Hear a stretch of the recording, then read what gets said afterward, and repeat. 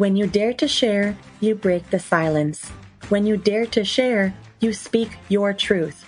When you dare to share, you use the full strength of your voice. When you dare to share, it brings opportunity to own your story. So tell it, be heard, and at the same time, your sharing is someone else's learning, inspiration, motivation, empowerment, and hope. There's always an element to each of our stories that remains a secret. For some, we feel it's a dirty little secret. Dare to share your untold story exposes these secrets in a welcoming and positive way. I encourage each of you out there to dare yourself to share what is yours to tell. When we dare, it is the courage to do something really important. Let this be a vow to each and every single one of us that we take risk, we brave, confront, and face what is, while inspiring and empowering all communities. So let's break that silence and tap into mental beauty. This is Salima Jadavji, your podcast host, a practicing social worker, and your mental wellness connoisseur. Welcome to the Dare to Share Your Untold Story podcast, episode number 72, Translating the Father Wound into New Meaning for His Own Children. To all my fellow listeners, before we get started, I'm just dropping in a note to give you a heads up that this podcast might be emotionally triggering for you. We do invite guests onto the show who share openly about extremely difficult life moments with exposure and impact of what the struggles have been like. The intensity of each episode could have a variable impact on your emotional and mental well-being based on your own personal story. If at any point the topic becomes uncomfortable or upsetting to you in any way, please do not pressure yourself to listen. Instead, be kind to yourself, do some self-care, and perhaps give another episode a try. Today, I have the pleasure of introducing our courageous and daring guest, Johnny Thompson. Johnny is a husband of 43 years, father of 3, and a grandfather of 4. He loves life, family, and is devoted to serving in leadership ministry and community as a caring pastor and mentor to men. Johnny serves as an associate pastor at Sanctuary Church in Costa Mesa, California. He serves as the men's ministry pastor and care pastor. Born and raised in Los Angeles, California, where at the age of 13, he began to experience a lifestyle of drugs and alcohol filled with shame, rejection, abandonment, and thoughts of suicide. He turned his life completely around when he decided as a teenage father to become the father that he never had and made a commitment to pursue the journey of finding effective purpose through family and faith. Johnny also serves in support alongside his 15-year-old granddaughter, whose nonprofit organization extends aid and support to the homeless community throughout local communities and going as far as Ghana, South Africa, and cities around the world. This has been an 8-year journey that has been hope for thousands of people. 2023 marks his 40th year in leadership service, and he remains committed to a life of serving to encourage and empower the lives of others. Hello, Johnny. Welcome to the Dare to Share Your Untold Story podcast. Hi, Salima. Thank you. I am so honored to be a part of it. Thank you. You're most welcome, and I'm glad that you're here. I'm so excited that you and I have this opportunity to chat, for you to come on the show today. I'm really grateful for that. I'm grateful for your ability to show up with willingness to tell your story. I really, truly feel blessed and honored when I encounter guests such as yourself who really just allow me to tap into their vulnerabilities and draw on their strengths, and insight and inspiration from the stories that come up are just really mesmerizing. So I truly believe it's important that we take a stance together to help break barriers of mental stigma. And I couldn't agree with you more. It's definitely been a challenge for me, of course. And I'm just, again, so appreciative that you would allow me to share my story and to someone as special as you. That's for sure. Oh my goodness. Well, honestly, I understand that sometimes people come on the show and it can be nerve-wracking to speak publicly, to delayer, to tap in to your core. But I always am so grateful when I hear the stories that come up. And I know the listeners are just as grateful, and they're very meaningful to share. So much gratitude that you're here and that you're saying yes to sharing. So that's the most important thing. Thank you. You're welcome. And so I'm not really sure that you're still wondering, but if there's a part of you that has a little query about, what this podcast is all about, and really it's exactly what we just spoke about, right? It's bringing forward those untold stories that people go through, whether it's directly about a mental health struggle or something else. And the one common denominator theme that we know is that no matter what the story, there is impact on one's own mental health in some way. And that typically remains tucked away. So this platform, Johnny, it serves in a way to break those barriers of mental stigma that we have been conditioned to in our society. And so that's why today is so important for our conversation. It's that mission for both of us to really encourage people to share and tell what individuals, tuck away and keep reserved. And of course, I continue to bring a trend forward, and it's called the mental beauty rethink. Johnny, tell me, I want to know what comes to mind first when you hear this phrase, the mental beauty rethink. I think what probably comes to my mind first is mental health in terms of just having a healthy perspective and healthy outlook, healthy perception. Of course, life is filled with so many things, so many moving pieces, and so many things that are negative. It just speaks to being in a place where you balance out perspective and perception to a healthy place. And so that's been my experience, just trying to create a healthy place in my mind and in my mental health just to continue to move forward. Yeah. Yeah. Building a healthy mindset is so important, and being able to balance perception, outlook, perspective is so key. And one of the things that I share with people sometimes is that for me, when I first thought about these words, it wasn't so much about thinking about it as good or bad or right or wrong, just something that allowed us to be open and curious, and something that was invitational. So I often find that the moment you start talking about mental health in certain places, even in conversations, people tend to shy away from those conversations. They're not as eager to talk about them as they would be, even if it was something very unique or complex with physical health. So it just dawned on me that, okay, mental beauty, does that open the doors to allow people to think about it from a different lens? So when you tell me, yeah, I'm looking for that balance, it's to create that balance. It's to build that healthy mindset and get that perspective and outlook and perception balanced. I really like that you use the word balance. It resonates a lot for me. Oh, awesome. Yeah. Yeah, Okay. Well, thanks for sharing your perspective, Johnny. This was so amazing. absolutely. Okay, my friend, I'm ready to tap into your untold story. I hope you are too. Let's do it. Lovely, lovely. Let's go for it.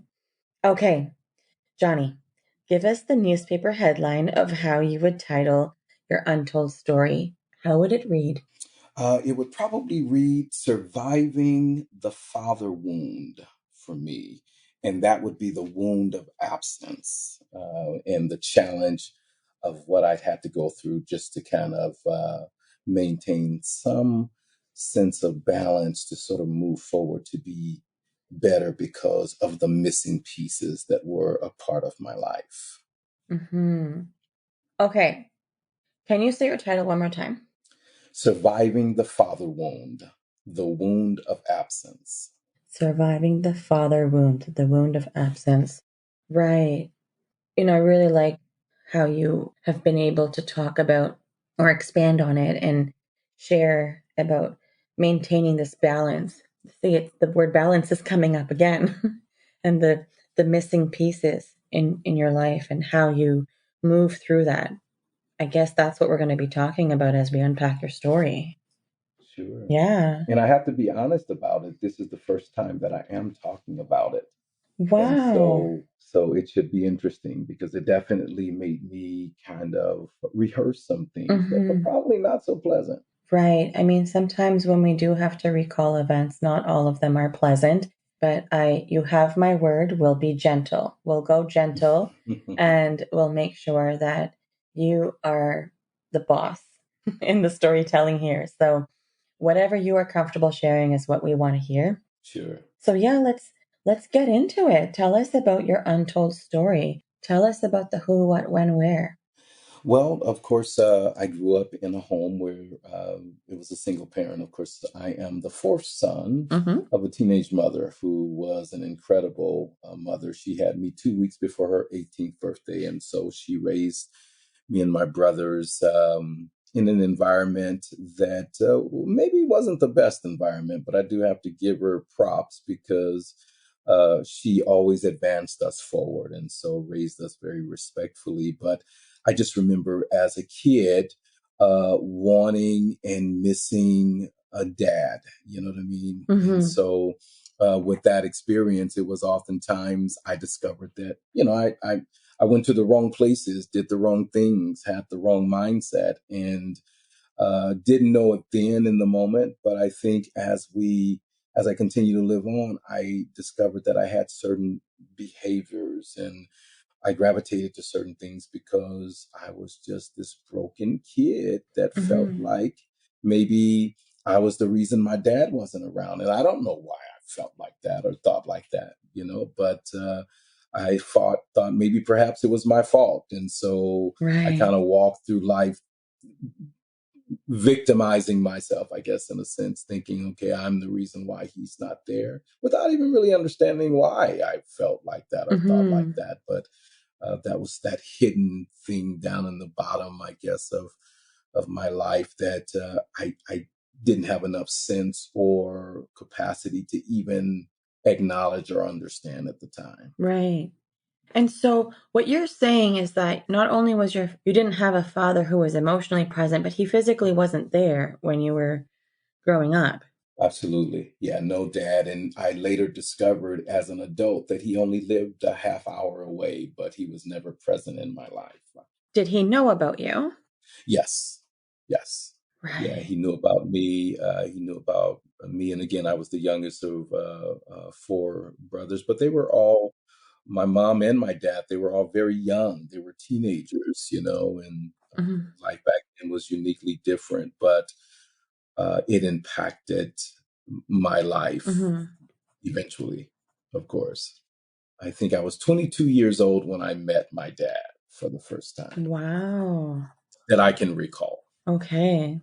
What was it like to have that experience to meet your father after 22 years of absence? I have to admit that it was empty because there was no expectation. I just sort of felt like he wasn't around, and so maybe I didn't miss what I didn't have. Hmm. It was just an odd occurrence. And meeting him, it was just a very short handshake. He said, "Come see me again if you ever get an opportunity to do so." And interestingly enough, and the story shifts, is that 2 weeks later, I was attending his funeral. And so it was just a very odd, weird kind of experience. But I'm thankful for it. But at the same time, it was just a weird occurrence in the time frame of my life. It was just something that I couldn't explain, but I was Hmm. glad to experience it. And so the experience itself, it meant nothing to me Hmm. because it was forced that we were together and on at that time, at that moment. And so I felt like I didn't miss anything that I didn't have. But it was later that I discovered that, yeah, there were probably some extreme missing ingredients in my life because he wasn't there. But I think as a kid, you try to just shield yourself and protect yourself from the Hmm. things that you didn't have and the emotions that you didn't understand. And so that was my experience. It was just a Yeah. quick moment, and I went to his funeral just to honor a man that I didn't know. Right. Yeah. When you talk about the whole part of experiencing missing ingredients and not knowing when you were a child, And growing up, you were just kind of surviving, right? And I think that's Exactly. what it is, right? So when we're in our earlier years, we don't have autonomy. So Hmm. we are dependent on our caregivers. We are dependent on our parents or whoever it is that is raising us. And so we learn quickly to adapt.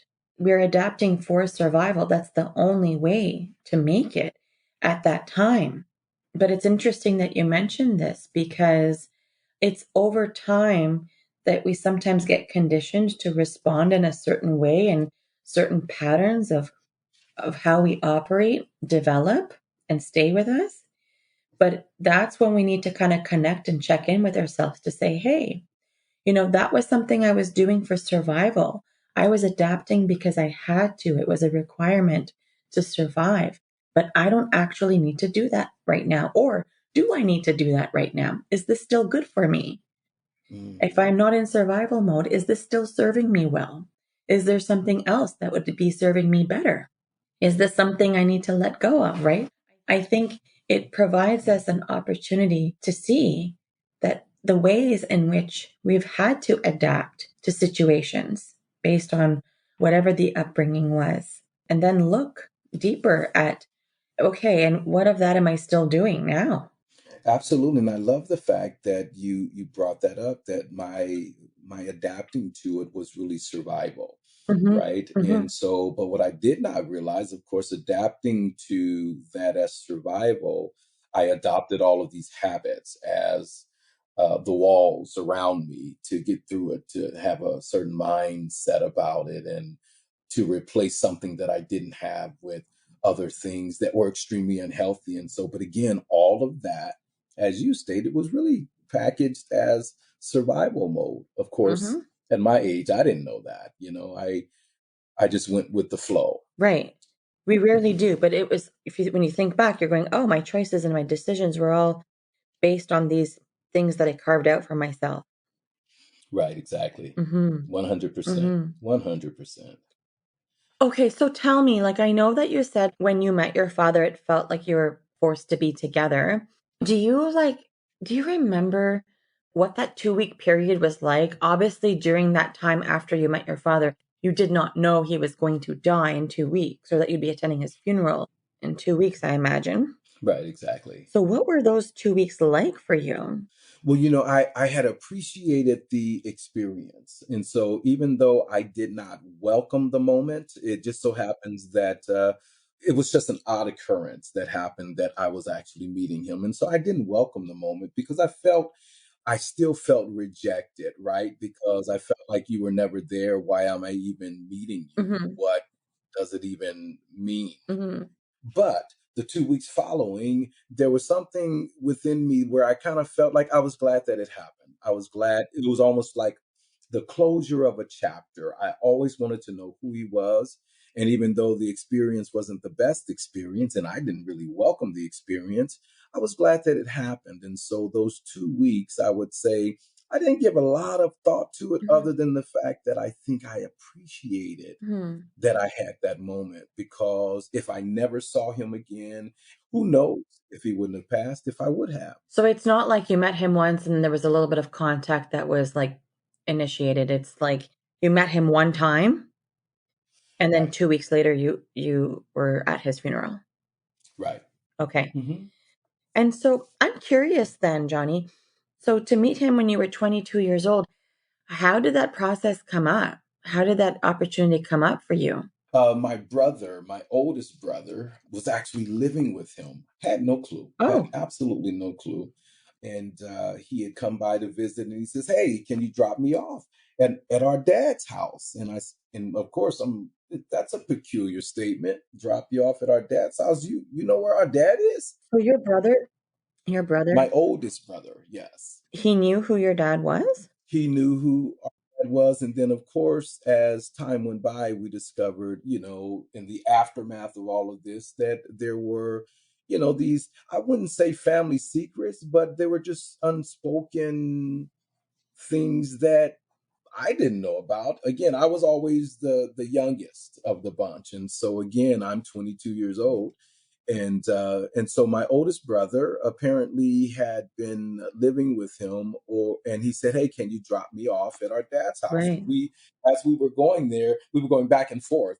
I said, "I'm just going to drop you off because I don't want to meet this guy because Hmm. here he is, a half hour from where I live, and I don't know him." So that even made me feel like I don't owe anything more to this whole occurrence, right? And Well, so how did you feel when you learned that your brother was living there? I'm not sure how I felt about it. I was totally surprised. So did he just bounce from one house to the other, like sometimes with you and sometimes not with you? No, no, it just so happens that he was visiting, and I guess he was in transition, and so apparently he had a relationship with him, and I don't even know to the extent, how Mm, deep it was. mm, I just kind of, it was a weird kind of feeling because again, I just kind of felt like I was in the dark, but again, I never had that. mhm. And so maybe my brother understood because a part of our conversation in going there was him saying, trying to convince me that I should go in and meet him.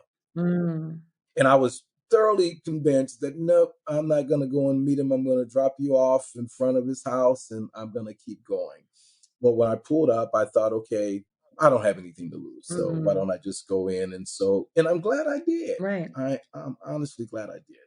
So he didn't even expect that he was gonna meet you either. He had no clue. It wasn't even a planned meeting of any kind. Exactly. Mhm. First time experience for both of us. Unplanned first experience. Exactly. Him just shaking my hand for a long time and just staring at me Mhm. for a good little minute and then saying, "Hey, well, come back and see me if you can." And that was the extent of the conversation.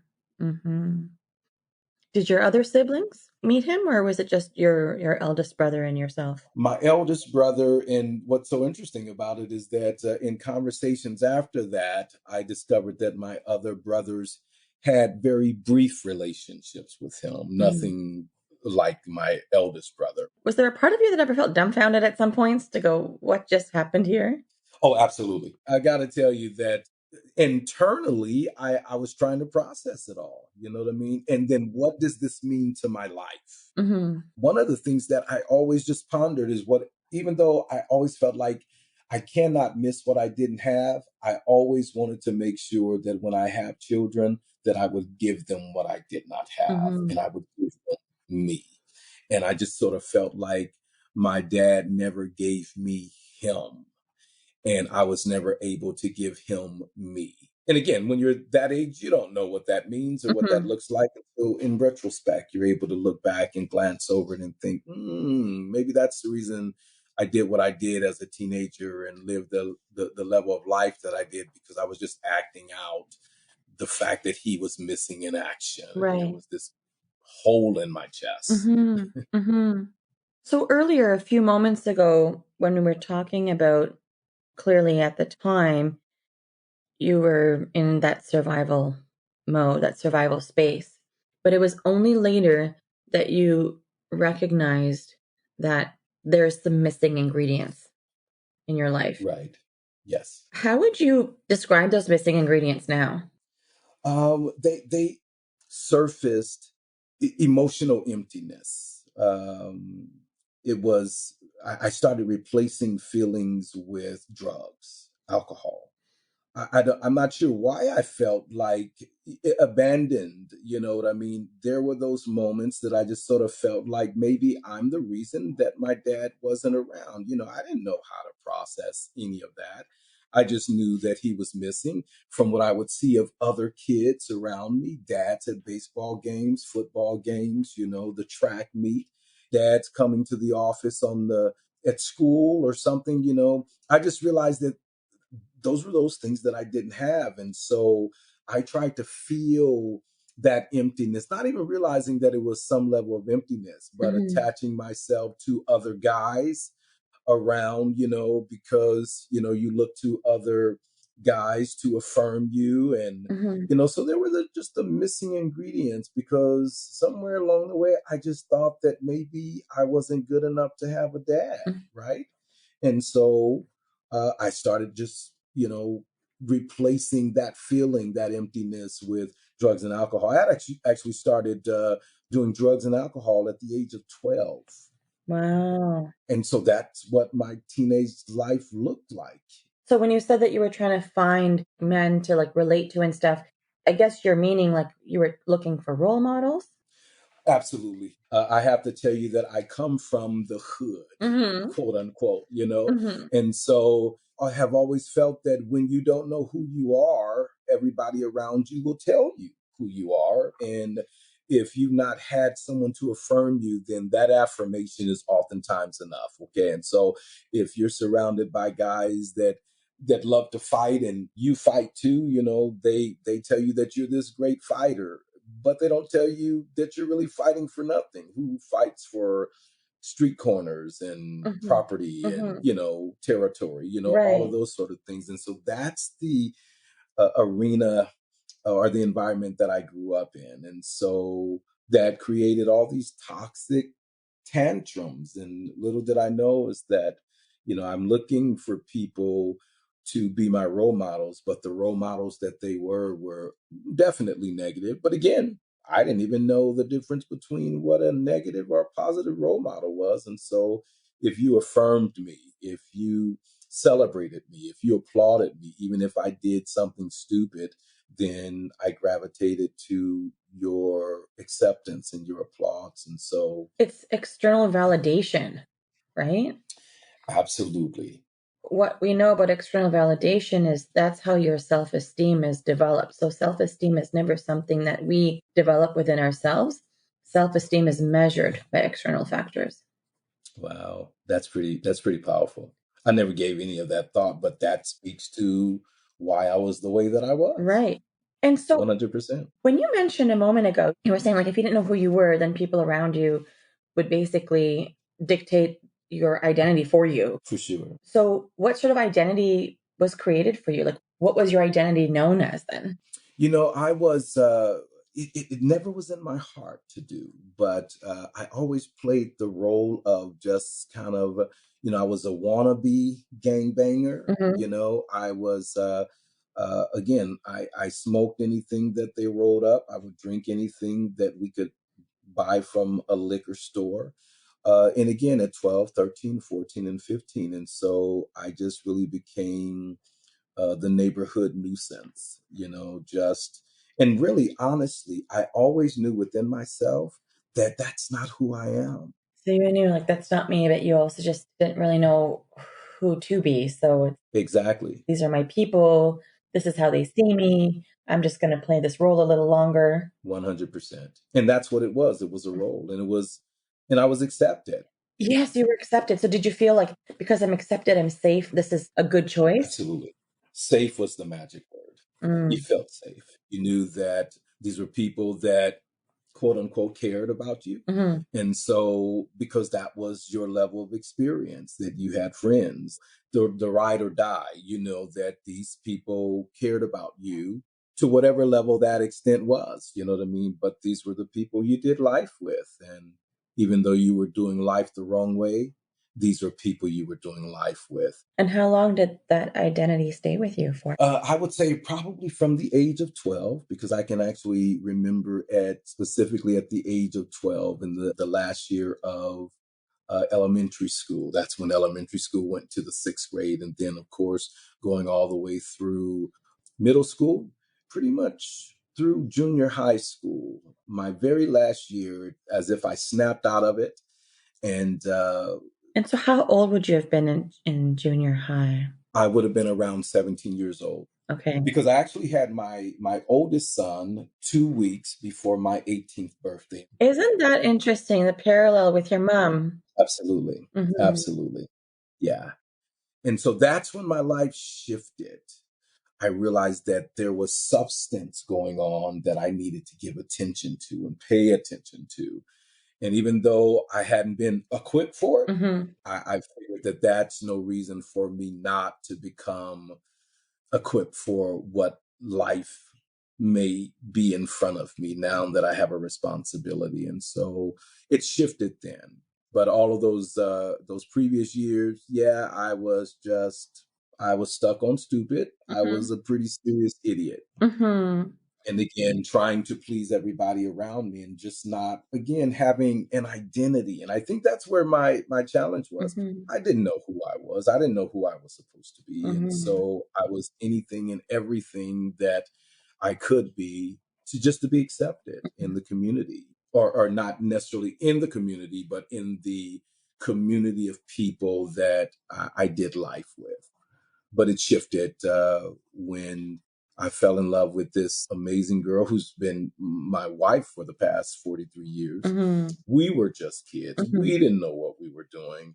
But it was at that point that I realized that if I'm going to have some substance in my life, now is the time to start looking in that direction to make that happen. Right. And you were really clear, like, okay, there's something going on here with my identity. And you had an opportunity or a noticing that I just want to be seen and maybe I can do it differently. 100%. Mm-hmm.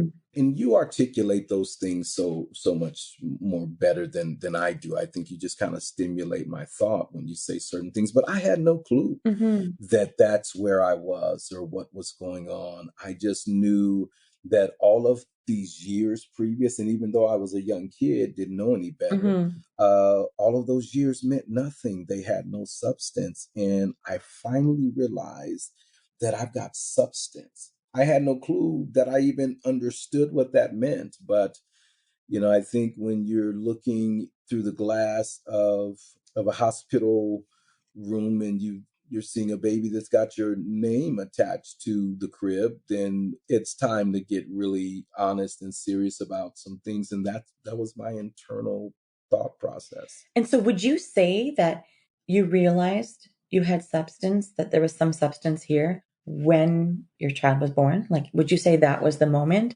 that you had that moment for yourself, that epiphany, that aha, like, okay, there's substance here. There's a way for me to do this differently. Is that when it happened, or when did that moment really come up for you? I think that was the moment. Yeah. I think that well, number one, of course, my girlfriend at the time, she was stable, she was consistent. You know what I mean? And why she was with me, I don't know. I wouldn't have picked me at the time, but she brought a little bit more stability to my world. Mm-hmm. Uh, and what I mean by that is that I stopped drinking, stopped smoking, and all of the other stuff that I was just kind of doing just to be in the crowd, because I didn't have to be that with her.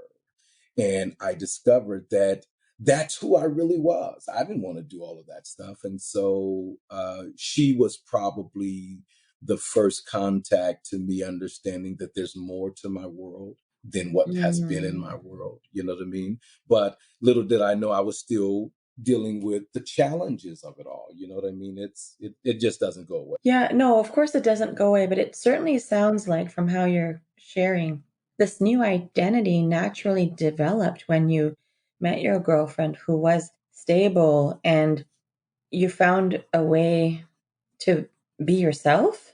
100%. And what's interesting is that it was always there. But it's almost like you could make the choices knowing that, oh, I can actually choose this too, and I won't be disregarded. Or because you were mentioning how that feeling of acceptance and safety really came from the place when you were affirmed or applauded or celebrated.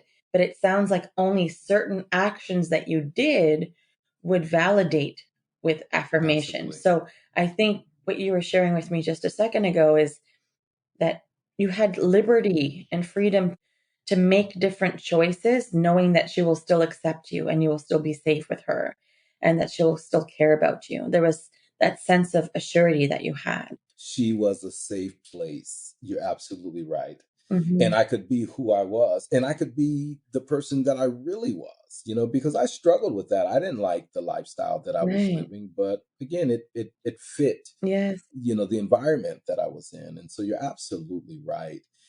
I just remember as a kid going over my buddy's house with my crayons. I had a box of 8, Hmm. and he had a box of 64. Right. And I always wanted as a kid to get a box of 64 Right. crayons because he had more There's so colors. He many had colors, more, all the in between colors, right? Like, all the in yeah. between. That's what I was. And it was like she brought out all of these extra. colors that were going on in You brought out all the my life. 64. She had all 64. And then probably there was a bonus pack, so you probably had some bonus colors there that came out too. Had some bonus colors. She was the bonus She color, was the that's for bonus color. sure. Oh, that's lovely. Interesting. So fascinating. So, Johnny, when people come to see me in like the therapy space, people are typically in one of three spots or three places when they come to see me.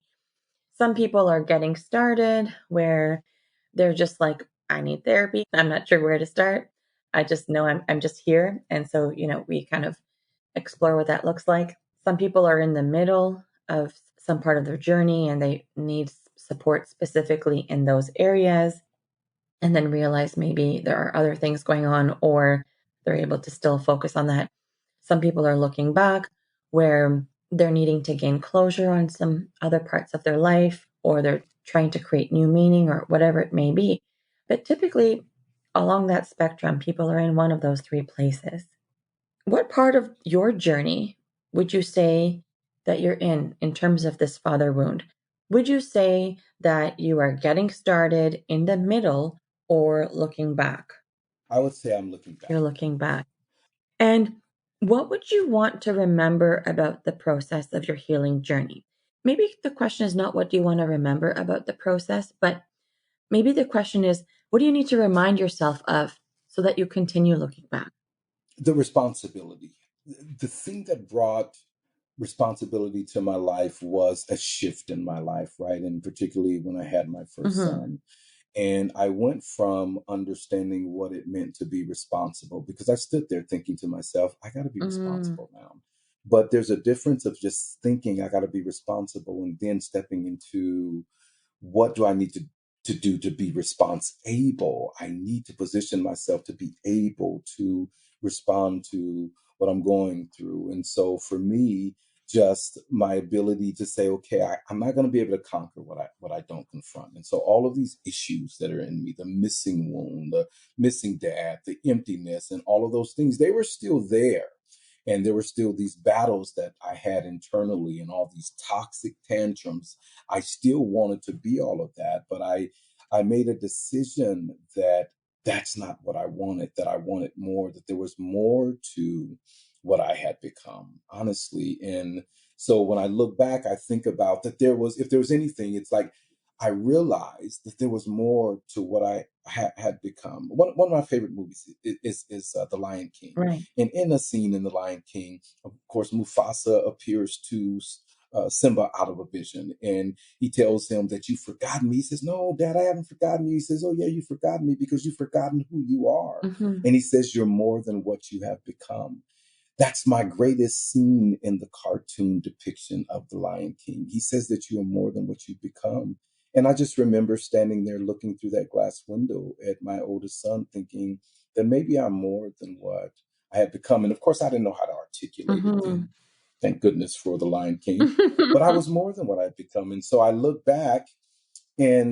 I look back and realize that I took responsibility. Mm-hmm. And so that took me to an entirely different place in my life. And Mm-hmm. then also I forgave not just my dad for not being there, but I forgave myself for Mm. not being there. And I felt like forgiving myself was the gift that I needed to give myself because Yes. I knew that I couldn't go on if I didn't forgive myself and stop penalizing myself Mm-hmm. and punishing myself for how I felt. And that was a work through. I mean, that didn't just happen For overnight. sure. I mean, I had to work through all of those feelings that I felt that it was my fault. And then I just discovered that no, when I begin to challenge myself and confront my own internal issues Mm-hmm. and my own flesh Mm-hmm. monsters, Mm-hmm. and I understood that it wasn't my fault. And I don't have to punish myself Right. because I just happen to be in the middle of the mix. Those are really great reminders, and that I'm sure helps you to keep looking back with such clarity. For sure. Yeah. And I look back just to remind myself of just where I've come from because I'm not where I used to be, Mm-hmm. and I'm not where I'm going to be because of course I continue to grow and I continue to invest in myself as a dad. I've always wanted to be the best dad. I always wanted to be the best husband that I could be. And so even to this day, I still work at that Hmm. because that's my goal. I want to be the absolute best dad that I can be. And of course, all of my children are adults. And I've got four amazing grandchildren. And so one of which we do things together, Hmm. nonprofit things of helping people. But I look back just to remind me that I've come a long way, but I also have some distance to Hmm. go, and I'm It's thankful. a really great reminder and a great reflection when you can really recognize this is where I have come through and this is where I still need to go. Yeah, it's life is a journey, of course. You know, I know, but it's walking through it. And oftentimes, when people ask, "How are you?" My response is, "I'm walking through it just like everybody else." Hmm. I'm able to make some good choices. I understand that things happen that you don't have any control over, and you just kind of walk it out, and you just make the best choices, the best decisions, and just be the absolute best you that you could be. And that's a work in progress. I continually work on myself. I'm Sure. not done. And I just sort of feel like if I'm not dead, then God's not done and I'm not done. And so when you speak of mental Mental beauty. Yes. beauty, to just be able to live in peace with yourself, Hmm.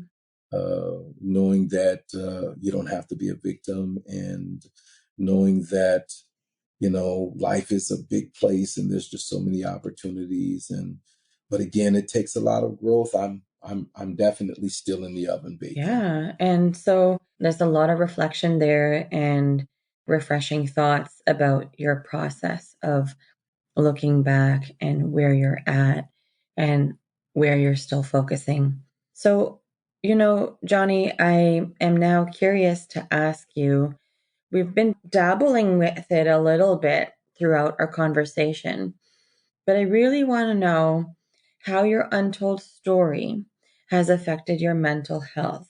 Would you say that you can expand on any of the emotions that you experienced, or, did it take a physical toll on you in any way? Or did you have like certain thoughts that um, ran on repeat in your mind at any point? Absolutely. At the age of 17, I contemplated suicide. Hmm. And again, it was because I just didn't feel that the pain of this absence, right? I mean, I didn't understand what all of that was, but it wasn't that I really wanted to end my life. I was just trying to eliminate the pain of it all because I didn't know what to do with Hmm. it. There were so many emotional issues that were going on at the time, and so as I look back, I just know that I was a hot mess. Well, when you say pain, well, tell me about this pain. Can you describe the pain?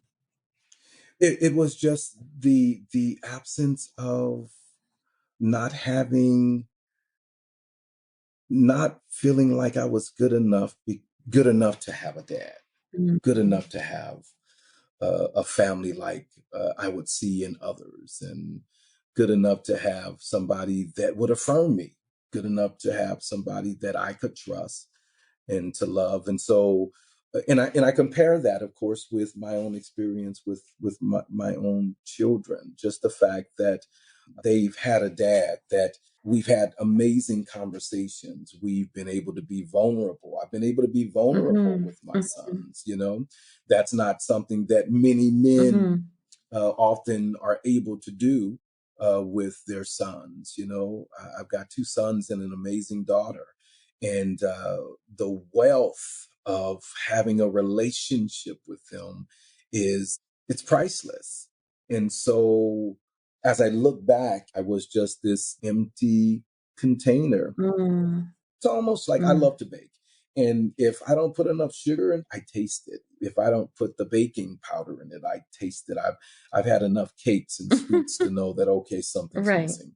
Maybe I learned that from my experience of not having a dad, that something is missing. Mm. So, like, there was a real yearning. Like, there's something not I don't there's a thing I don't have, and you couldn't place your fingers on it. You couldn't go, "What is it?" You're right on point. Mm. I don't think I could have said that better. 100%. That was my struggle. I didn't know what it was Mm-hmm. until like the light bulb flashed over my head as I was standing there looking through that glass window Mm-hmm. in that Mm-hmm. crib. It's like, oh my goodness, something shifted in my life. Mm-hmm.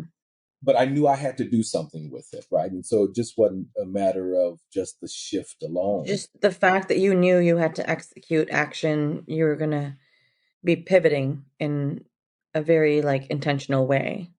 You're absolutely right. Mm-hmm. And so that was the launching Yeah. pad for the rest of my days and my years as a dad, in terms of just giving that giving that moment focus. The rest of my life, even to this very day, I still make it a point to walk in that same focus. I still want to be a great dad, great grandfather. I just think I've got a lot to give and I want to give it. That's beautiful. Thank you so much for really, diving into the crux of your story and elaborating on the pain. These are really real things that you were experiencing. And it's mind blowing to know all that you were going through on the inside and how it might have been showing up on the outside, and just the transformation that you've had to go through in that period of time. So, I'm really curious now that, you've shared how you shifted and pivoted and created the life that you're living now. What is your key message to the listeners of our show? What do you want them to know? I would say that it's so important that if you do not know your value, others will discount you, devalue you. In fact, you'll discount your own self, and then live in that level of discouragement. And so I would just encourage people to learn who they are. And that means sometimes surrounding yourself with mentors, people that do things better than you, associating with people like you, Salima, sitting down and walking through counsel and getting a different perspective and understanding what health is and healthy Mhm, boundaries, mhm, and it's okay not to be okay, mhm, you know, mhm. and to walk that out. And so I had to learn my value. Mm. Learn value. Mhm. You are more than what you have become. That's what Yeah. Mufasa told Simba. You are Mhm. more than what you have We will use Lion King and become. to anchor us when we need to, right? Mhm. Absolutely, I do. That's for sure. Yeah. And it's interesting how certain lines in certain movies, they just plant within us, and we're like, "Oh, that was good." Or it just resonates so much for us. And so Lion King was for you. I really appreciate what you spoke about in terms of value, and how if you're not aware of your value, the ripple effect of how it might show up in your surroundings with people. So, what a great message. Okay, so Johnny, I'm curious. What would you say was game changing for you in terms of inspiration? If we're talking about something that was really close to you that reflects your untold story, what was that game changing inspiration? Was there like a book or a quote or a person or an event, something that really kind of helped you pivot or kept your momentum going once you did pivot? I think just for me, just remembering my past, honestly, and I don't encourage people to walk through their past. And perhaps maybe it was just holding my son in my arms at Mm, 17 years old, and then realizing that life is more than every experience and every negative experience and every lie that you believed. And, there's more to life than just what you've experienced. My experience was very dark, but mm, I am just so thankful that I had people that had light in them, mm. that turned that light on. Oh, it's beautiful. It's a beautiful remembering for sure. Okay, Johnny, who are we giving a shout out to today? What is a cause or organization that has been impactful to you that you would like to give a shout out to? Who might that be? I want to give a shout out to Chloe Cares. That's Chloe with a K, Cares with a K. Chloe Cares. That's my granddaughter, Chloe Thompson, Okay. who started a nonprofit organization at the age of 8 years old when she met a homeless woman in a park and wondered, why is she there? And when asked to hug her, she says, well, I can't hug you because I just wed on myself. That turned her life around, because Chloe, from that point forward, started giving attention to homeless communities and people in the homeless communities. She's gone to Ghana and built toilets and all sorts of things between the age of 8 to 15. She's 15 years old. And so I love talking about her, so don't get me started. Well, then we give that shout out to Chloe Cares. That's beautiful. So incredible to hear that she got her inspiration from such a young age and that she's keeping it going and that she has someone like you in her life who's helping her get her reach, people involved and aware. That's wonderful. So, okay, so then how can people connect with you if they would like to? What platforms are you available on? On Instagram, I am Johnny Thompson. Okay. I am Johnny Thompson. And of course, just on Facebook, of course, Johnny Thompson. All right. Sanctuary Church, mysanctuary.com. That's where I hang out and serve. And so if there's anyone that would like to connect with me there, that's a connection spot as well. Okay, amazing. Well, we will make sure it's all on the show notes page for today's episode. But aside from that, Johnny, guess what? Oh, man. You've just dared yourself to share. Congrats. Thank you, Salima. Yeah. Thank you. I appreciate it. I'm honored to be a part of the vision of what you do. And so thank you. I'm honored. I appreciate it.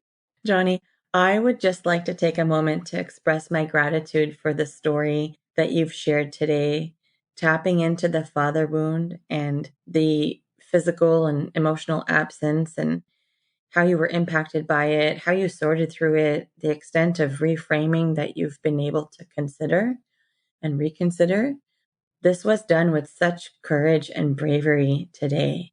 Your story, no doubt, Johnny, will encourage others to dive into their experiences and tap into their vulnerabilities as well. I am truly grateful to have been able to hear and witness your story today. So thank you for the deep conversation and for all the daring and sharing. Thank you, Salima. I appreciate you. Wonderful. And once again, Johnny, thank you for being part of Dare to Share Your Untold Story and helping to be a voice in breaking down the barriers of mental stigma.